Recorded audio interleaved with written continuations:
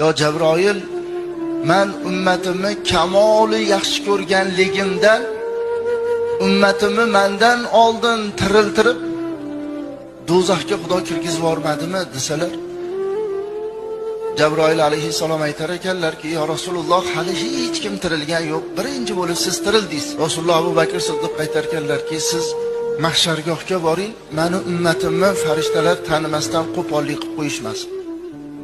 Yo Umar, siz Sirot ko'prigiga boring, oyog'i toyilib biror ummatim jahannamga tushib ketib qolmasin. Yo Ali, siz do'zaxning eshigiga boring, biror bir ummatim do'zaxga kirib ketib qolmasin.